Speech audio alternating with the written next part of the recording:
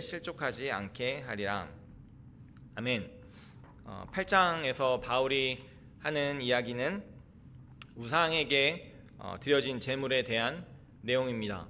근데 사실 표면적으로는 우상에게 드려진 제물에 대한 내용이지만 바울의 놀라운 것은 누군가가 이 질문을 바울에게 했을 때 대답을 하면서 사실은 단순히 우상에게 드려진 제물을 먹느냐 먹지 않느냐라는 그 수준을 넘어서 성도들에게 권면하고 있는 것을 우리가 볼 수 있습니다.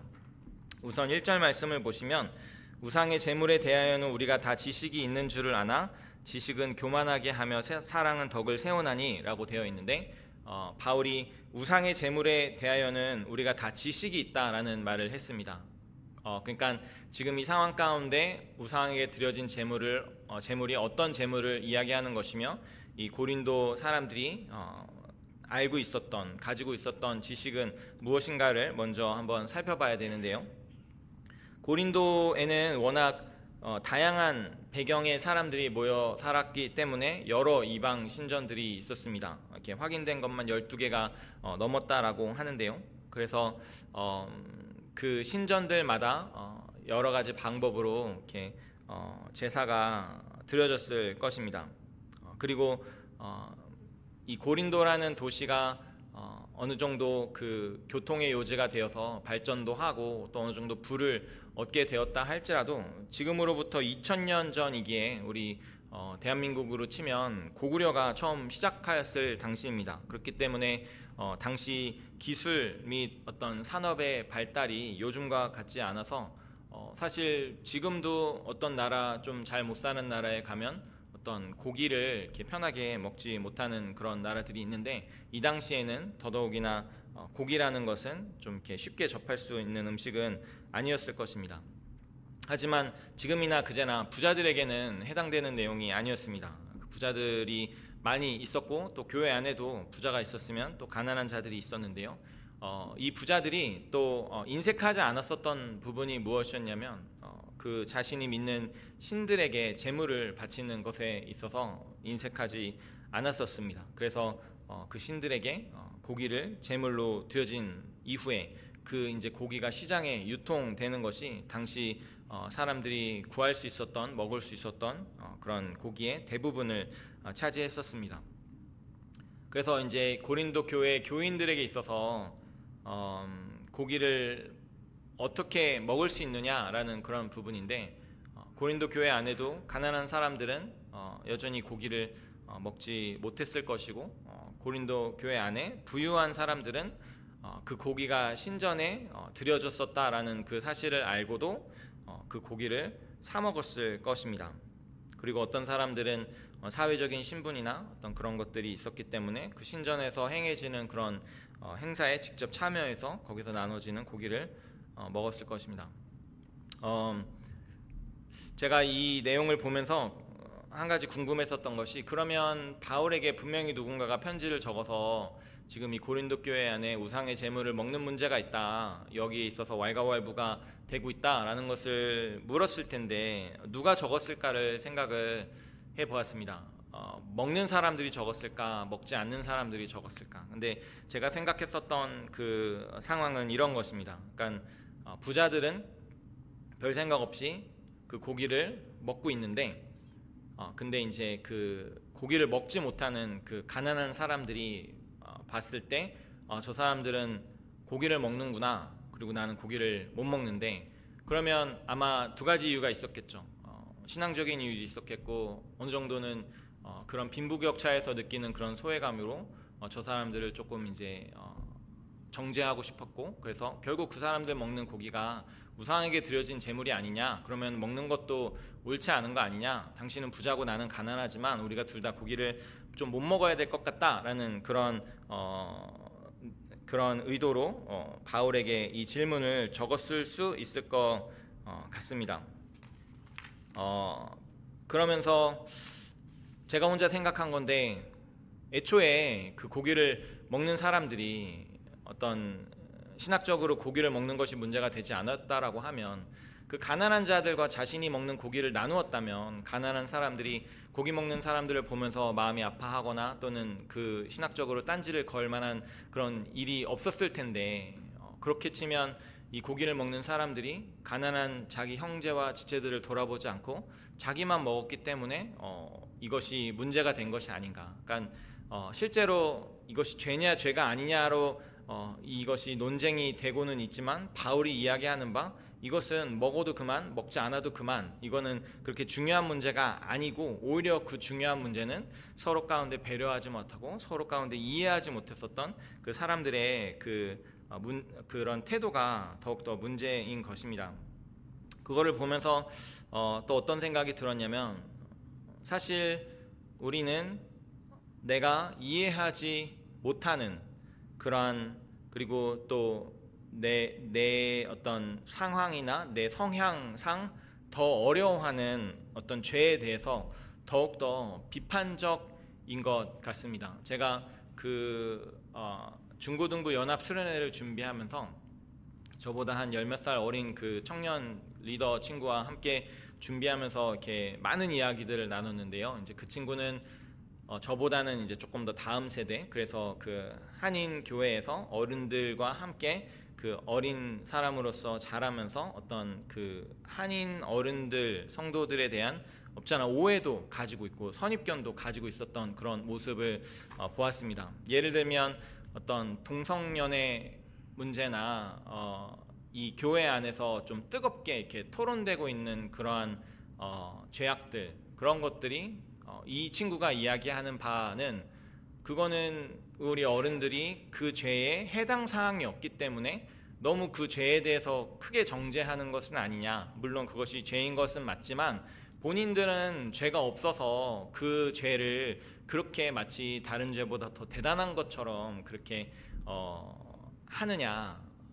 이제 그러면서 이 어떤 제가 이제 살짝 설명을 드린 것이, 어느 정도는 상처도 있고 어느 정도는 오해도 있고 어느 정도는 아직 해결돼야 되는 그런 부분이 있는 이 친구의 그런 입장으로서는, 그럼 그 어른들도 가서 자신들의 죄를 먼저 이렇게 서로가 이렇게 다루도록 하자. 뭐 음란이라는 것이나 게으름이나 돈을 사랑하는 것이나 이것 말고도 더욱더 많이 다룰 수 있는 죄악들이 많이 있는데, 왜 한국 교회는 꼭 특정 몇몇 죄에만 그렇게 많이 이렇게 신경을 쓰느냐라고 했을 때, 저도 어느 정도는 동의를 할 수 있었습니다. 이 친구가 그게 죄가 아니다라고 이야기하는 것은 아니기 때문에, 분명히 우리가 다른 어떤 특정 죄에 대해서 손가락질하고 정죄하고 판단하는 그 순간만큼은 내가 나의 죄를 온전히 돌아보지 못하게 하는 그러한 사탄의 전략이 있을 수 있겠다라는 생각을 했고, 또 분명히 그 죄악들을 조금 더 판단하게 되고 조금 더 무서워하게 되는 그런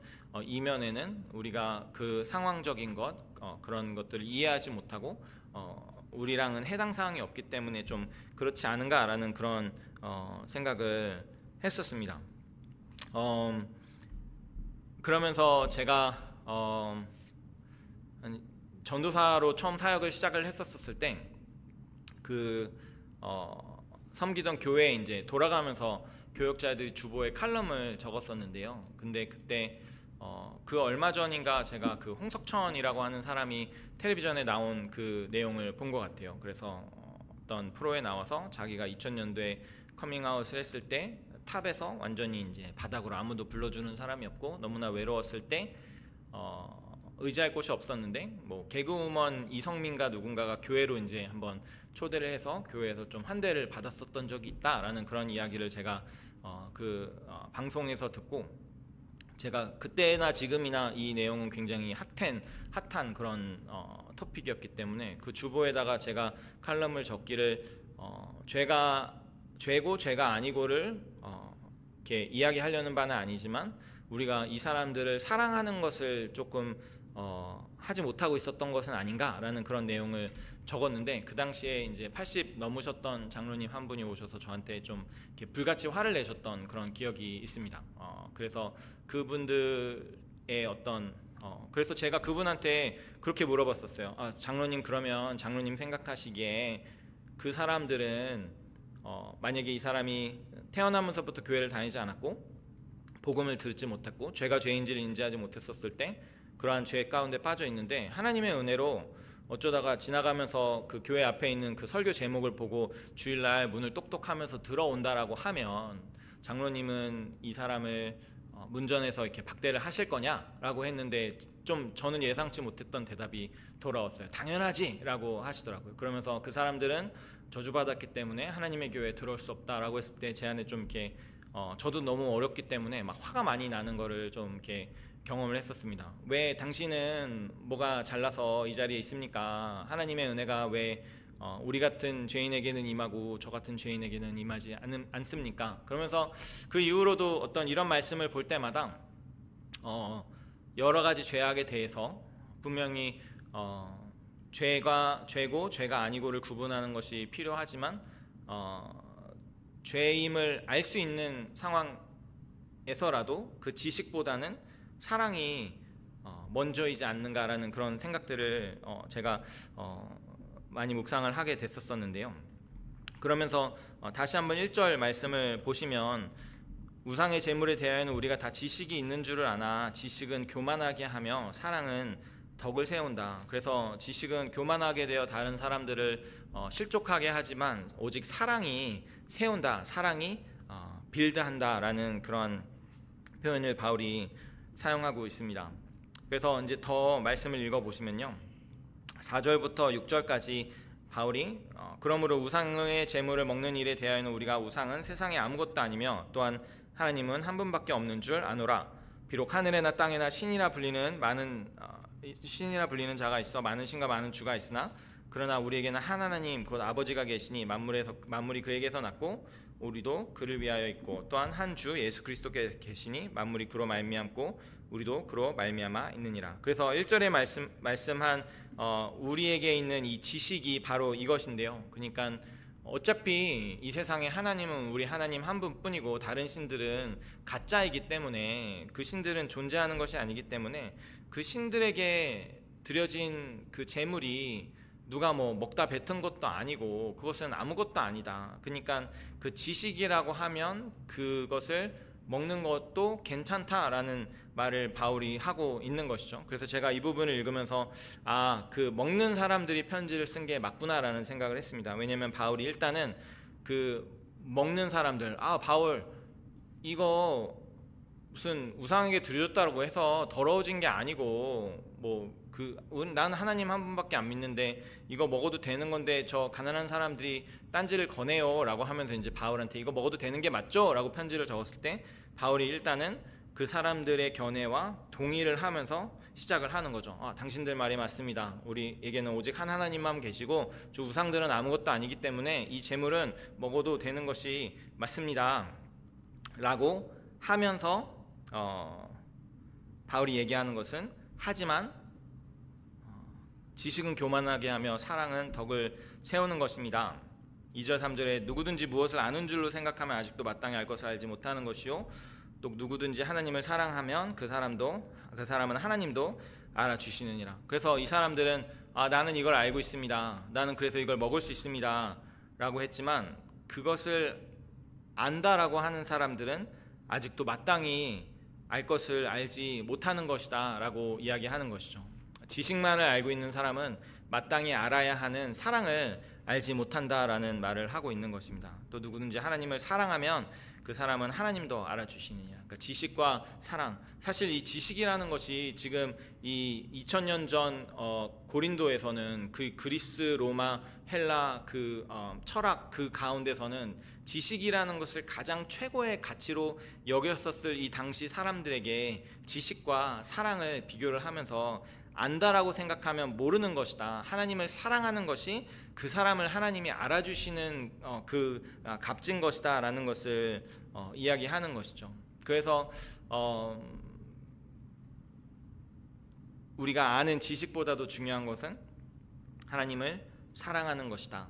우리는 하나님을 사랑해야 한다라는 것을 바울이 이야기하고 있는 것입니다. 제가 사실은 이 본문을 묵상을 하면서 이 성산교회 이 또 수요예배 또 온라인으로 보시는 분들에게 이 본문이 어떤 말씀으로 나눠질까, 근데 참 감사한 마음이 많이 들었습니다.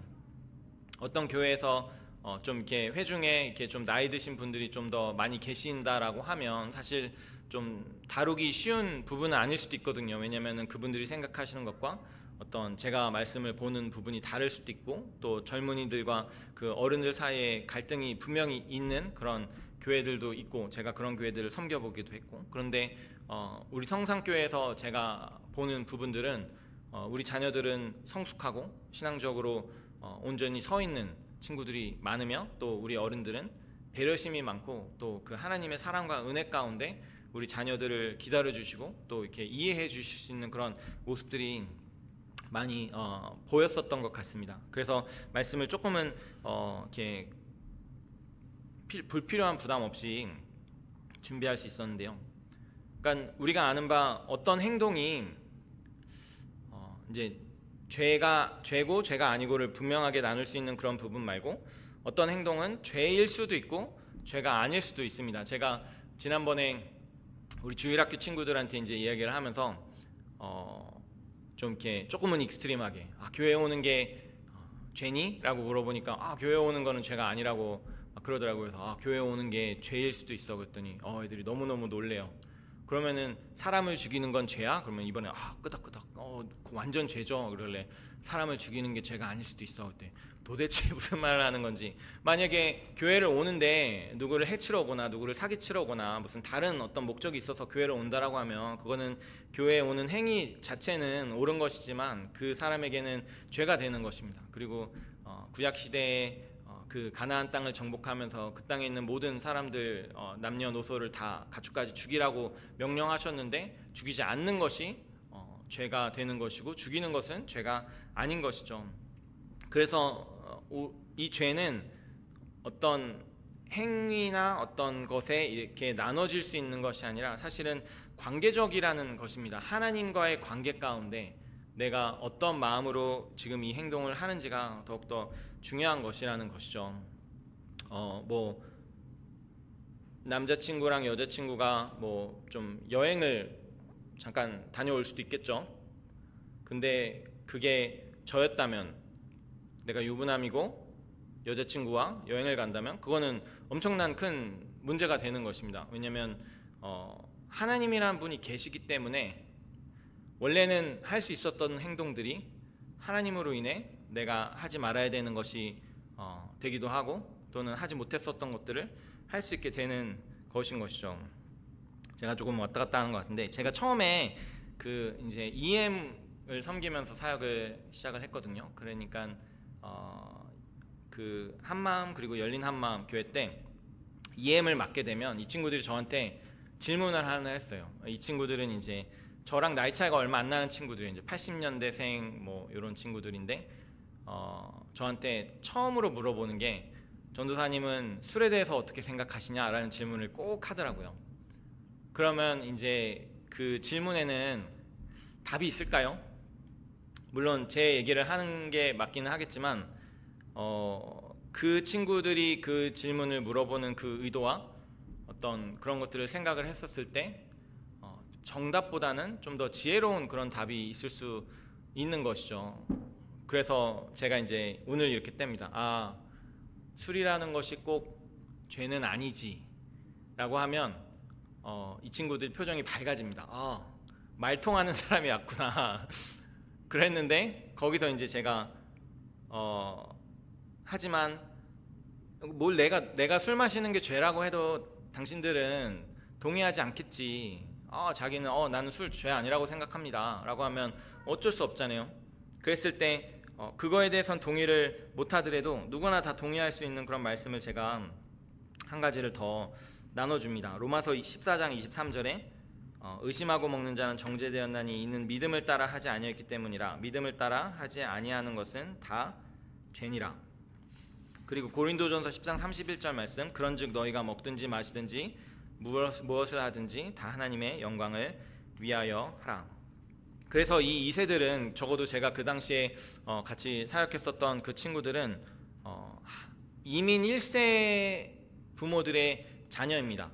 그러니까 그 조금 더 한국적이고 조금 더 영어가 좀 어려우시고 조금 더 그 2세 자녀들을 이해하지 못하셨던 조금 더 옛날 그 한국의 엄격한 그런 부모들 밑에서 자란 2세들, 그러니까 이 부모님들이 어떨 때는 뭔가 이거 해 저거 해 라고 했을 때 그거 왜 해야 됩니까 했을 때 그것들을 이렇게 잘 설명해 주시지 않고, 모든 그런 인스트럭션이 사랑으로 이 자녀들에게 가기는 했지만 그거를 전달하는 방법에 있어서 아빠 말이니까 무조건 하는 거야, 엄마 말이니까 들어야지, 뭐 너네들 한글 배워야 돼, 우리 왜 한글 배웁니까, 너네 한국 사람이잖아, 우린 한국 사람 아닌데, 뭐 이제 그런 어떤 일방적인 그런 방향으로 이렇게 양육이 되었었을 때 이 친구들이 좀 그것에 있어서 답답함을 느끼고, 저도 이제 처음 갔을 때 1.5세니까 한국말이 편하고 이 사람도 한국 사람 아닌가, 우리 부모랑 같은 그런 느낌이 아닐까라는 걸로 이제 저를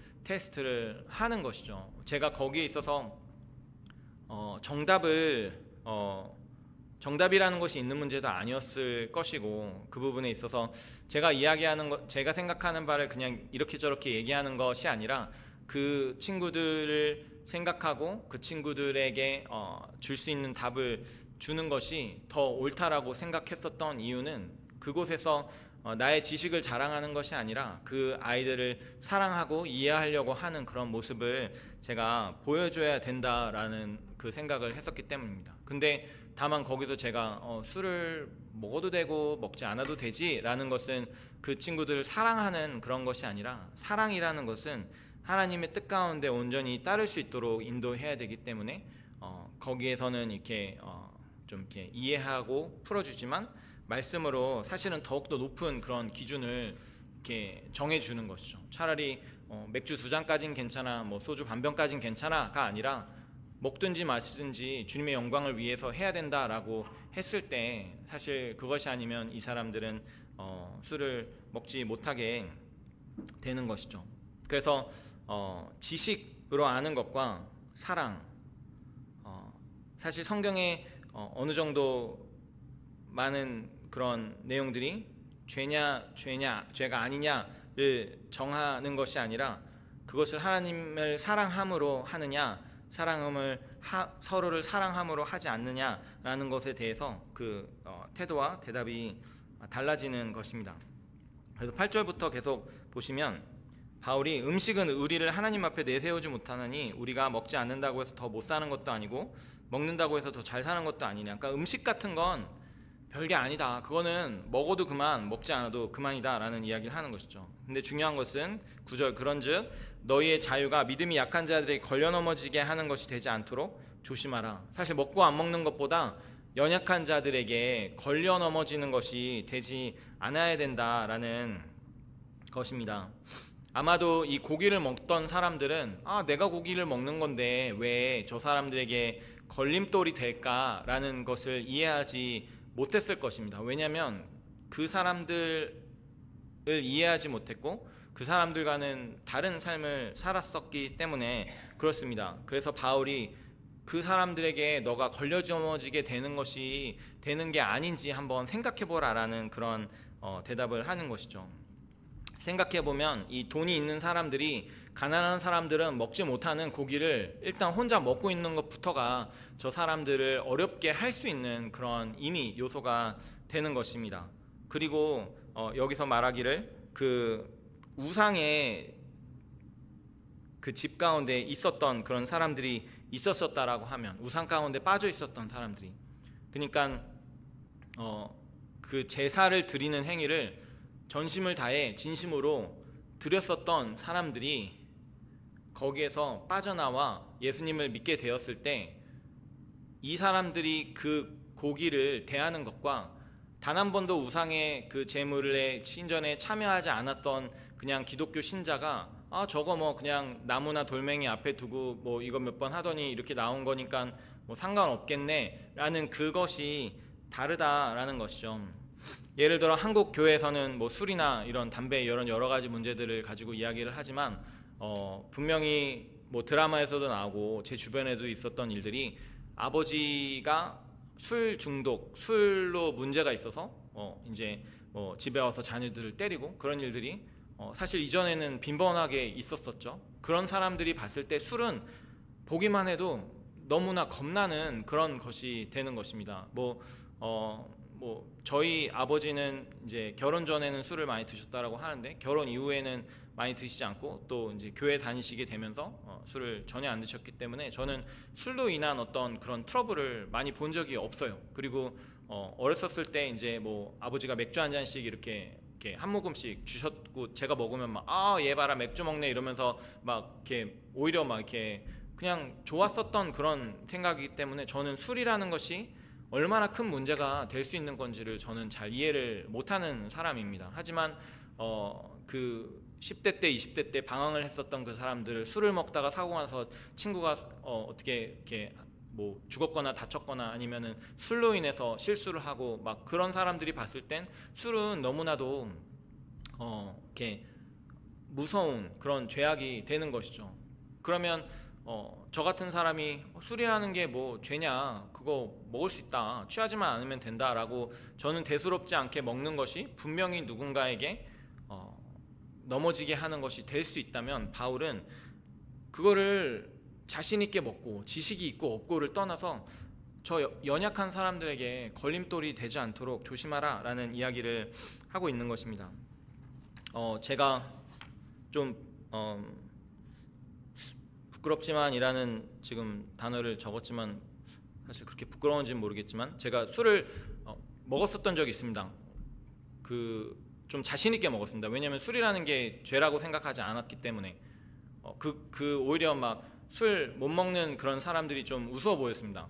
그랬는데 어느 날 한번 저 아는 형이랑 이제 식당에 가서 밥을 먹는데 그날은 뭐 제가 뭐 술을 그렇게 막 즐겨 먹는 건 아니었고 먹을 수도 있는데 그날은 먹지 않고 있었습니다. 그런데 식당이었고 제가 유치부에서 선생님 봉사를 할 때였는데 우리 유치부 학생이 거기 엄마랑 같이 밥을 먹으러 온 거예요. 그래갖고는 엄마 저기 우리 선생님이야 라고 했는데 제가 이렇게 아마 뭐 예를 들어 한 뭐 10번 가면 한 번 정도 술을 먹을 수 있었던 그런 상황이었다 할지라도 지금 내가 술을 안 먹고 있었던 게 너무 다행스럽다라고 생각이 되어졌고 내가 만약에 술을 먹고 있었다면 그래서 우리 유치부 어린아이가 또 그 엄마가 선생님이 술을 먹는 걸 봤다면 어땠을까라는 거에 살짝 오싹한 그런 생각이 들었었던 적이 있었습니다. 그리고는 술을 몰래 혼자 먹었었는데 그랬는데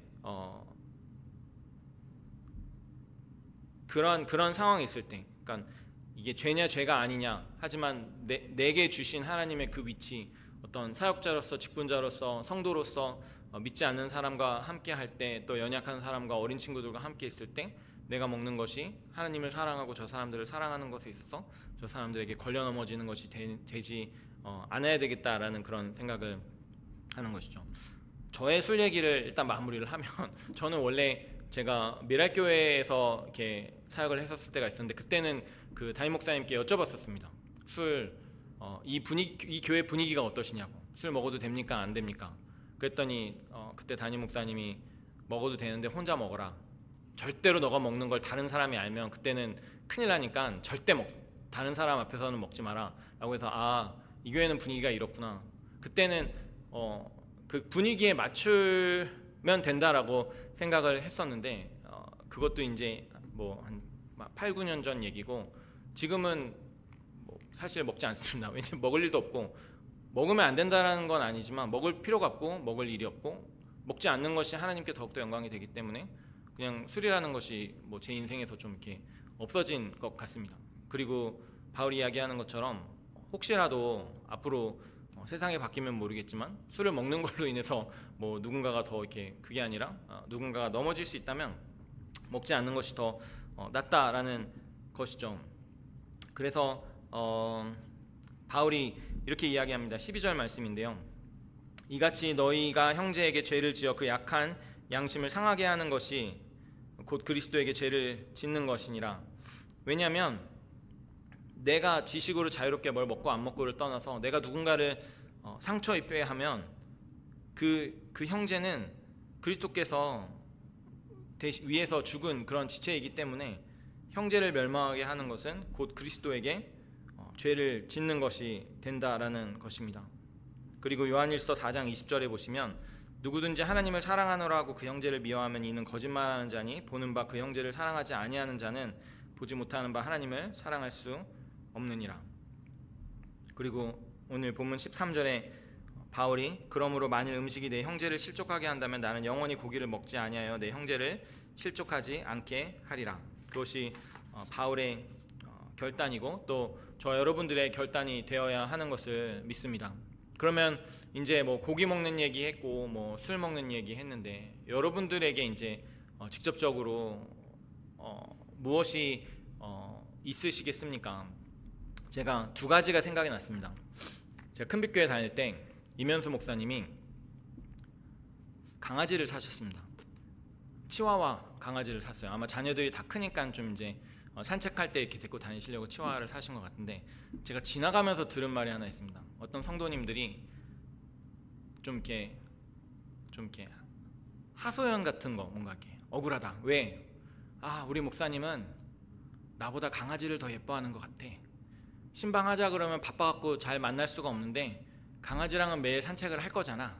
좀 이제 그래서 뭐 무슨 목사님이 개를 기르시거나 안 기르시던 뭐 그거는 저랑 상관없는 거지만 그럴 수 있겠다. 내가 뭔가 이게 강아지가 됐건 나의 어떤 취미생활이 됐건 무엇이 됐건 내가 필요로 되어지는 어떤 그런 내 동생들이나 어떤 사랑하는 친구들에게 있어서 저 친구가 나를 저걸로 인해서 못 만난다라고 할 때 사실은 그 이면수 목사님 얼마나 억울했겠습니까? 강아지는 강아지고 성도는 성도일 뿐인데, 죄송합니다. 제가 말을 완전 잘못했죠. 강아지는 강아지일 뿐이고 성도는 성도인데, 이게 그 목사님 마음 안에 그 요만큼이라도 성도와 강아지를 저울질하고 우리 강아지 똥 치워줘야 되는데 성도님 신방을 못 갑니다 라는 마음이 전혀 없었겠지만 그럼에도 불구하고 그 성도가 그걸로 인해서 혹시 마음이 이렇게 서운할 수 있었다라고 하면 그거는 좀 이렇게 아니구나 라는 그런 생각이 좀 들었었습니다. 다른 한 가지를 제가 까먹었는데 요번에 니카라과의 선교지에 갔더니 임수택 목사님이 계시는데 축구를 엄청 좋아하시잖아요. 축구를 엄청 좋아하시는데 은퇴하기 전 3년을 축구를 끊으셨다라고 그러시더라고요. 자기가 축구를 그렇게 막 하고 다니는 그런 모습들을 보면서 좀 말이 있었던 것 같아요. 저 목사님 축구 너무 사랑한다. 정말 하나님과 성도를 저 축구만큼 그래갖고 이분이 뭔가 한번 하나님이 그거를 이렇게 강하게 다루시는 것들을 좀 느끼면서 축구를 너무너무 좋아하지만 너무너무 사랑하지만 하나님과 하나님이 맡기신 이 사역과 영혼들에 비할 바가 아니다 그러면서 그럼 자기 3년이 아니라 평생 자기는 축구를 안 하겠다라는 그런 결단을 내리셨다 그러더라고요. 근데 이제 해피엔딩은 결과적으로 은퇴를 하신 다음에 니카라과의 선교지를 갔는데 축구를 할 생각이 없었는데 그 동네에 애들이 있었고 공이 있었고 그래서 그 애들이랑 축구를 하게 되면서 그 동네 친구들을 다 사귀었고 그래서 이제 더 적응하시고 그 축구를 통해서 지금도 사역을 하고 계십니다. 목사님 스스로도 너무나 행복해하시고 그랬던 것 같은데 제 안에도 무엇이 있을까? 여러분들 안에는 무엇이 있을까? 뭐 골프, 여행, 어떤 뭐 취미생활 무엇이 됐든지 간에 너무 좋은 것이죠. 그냥 내 건강을 위해서 또 하나님께서 내게 주신 이 삶을 더욱더 힘차게 이렇게 누리기 위해서 필요한 어느 정도의 것들이 있겠지만 내가 이것을 하지 않았다라면 하나님의 일을 조금 더 하고 내가 저기에 시간을 쓰지 않았다라면 내 이웃에게 한 번 더 말을 걸어줄 수 있는 어떤 그런 것들이 만약에 있다면 저는 하나님께서 오늘 그 부분에 있어서 저에게 좀 말씀하시고 좀 결단을 내리게 하시면 좋겠습니다.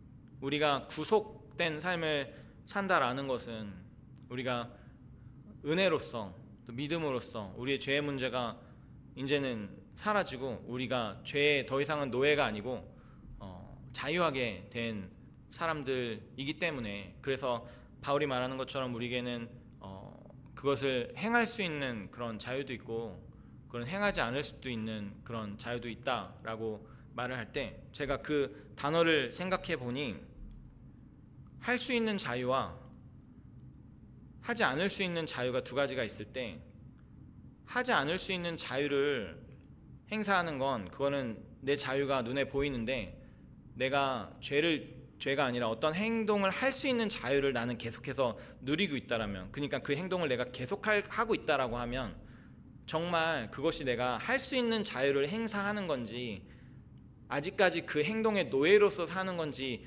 적어도 표면적으로는 구분이 안 되는 거죠. 내가 어떤 이 행동, 뭐 술이라고 해보겠습니다. 내가 술을 먹을 수 있는 자유가 있기 때문에 내가 술을 먹고 있는지, 아니면 말하는 것처럼 술이 나를 먹고 있는 건지, 그래서 내가 아직도 술의 노예로 살고 있는 것인지, 그거를 표면적으로 구분이 안 가기 때문에 성도들에게 있어서는 할 수 있는 자유보다는 하지 않을 수 있는 자유를 행사함으로써 내가 정말 그것에 이 묶임으로부터 자유케 됐는지, 내가 정말 하나님께 구속되어진 그런 자유자로서 살아가고 있는지를 우리가 바라볼 수 있는 것이죠. 내가 구원받은 것을 내가 그냥 믿음으로 주요 구원자로 고백하는 것으로 충분하다고 생각하는 것이 아니라, 그것은 만약에 우리가 믿고 죽는다라고 하면, 바로 죽는다라고 하면 그 고백만으로 충분하겠죠.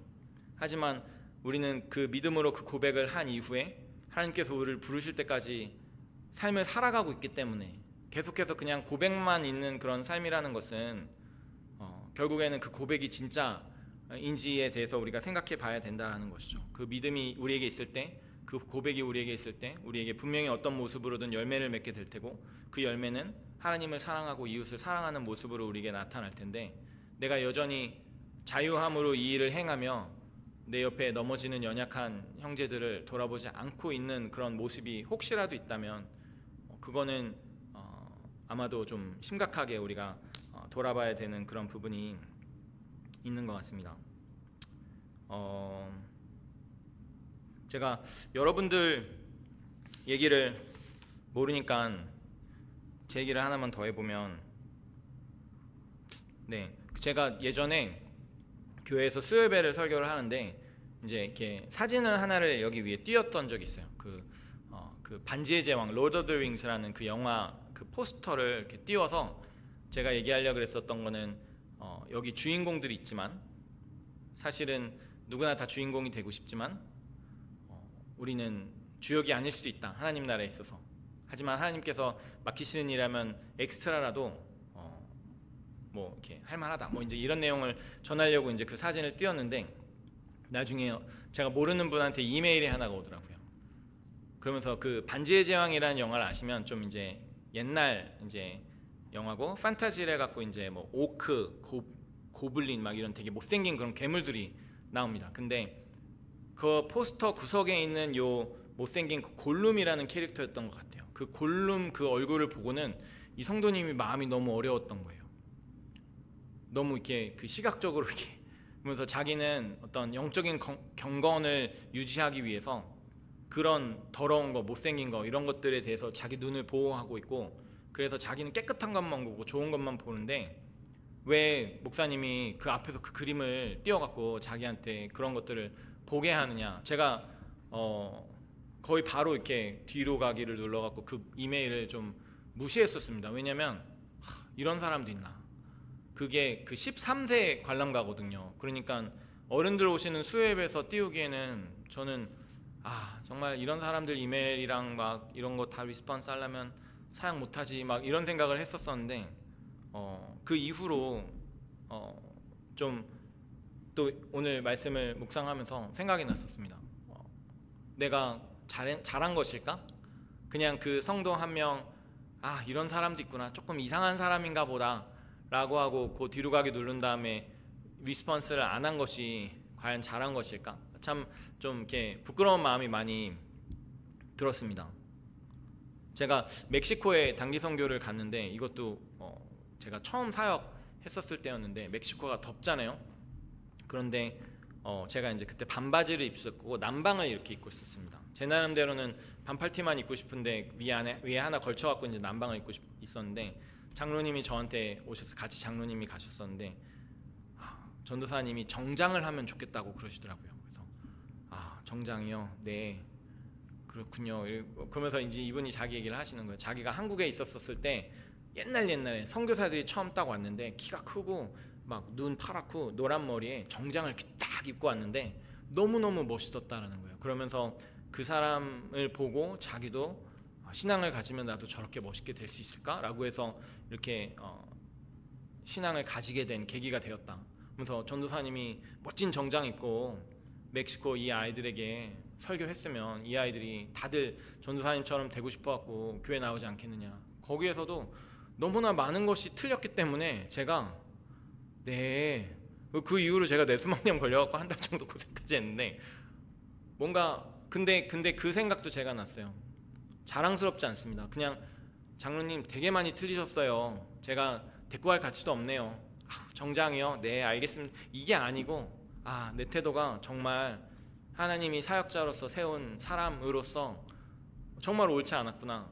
내가 어떤 장로님에게 대답을 했었던 어떤 이 대답을 했느냐 저 대답을 했느냐가 중요한 게 아니라 내 안에 내 지식이 이분을 사랑하는 것보다 더 있었구나. 내가 이 장로님은 무슨 의도로 그 말씀을 하셨을까. 내가 이분에게 완전 동의해서 다음 선교 땐 제가 정장 입고 오죠 라고는 못하겠지만 내가 이분을 어떤 말로 좀 위로할 수 있을까. 내가 비위를 맞추자는 게 아니라 내가 이분이 혹시나 이렇게 어렵지 않도록 내가 그런 고민을 할 생각도 안 했습니다. 왜냐면 그 13세 관람가 포스터를 띄웠고 멕시코에 가서까지 저는 이 셔츠를 입는 정성을 보였는데도 정장을 입으라고 하고 그런 분들에게 내가 지식이 있었던 거죠. 너무 이건 무시, 이거는 의미 없는. 근데 하나님께서 오늘 말씀을 통해서도 우리에게 보여주시는 것은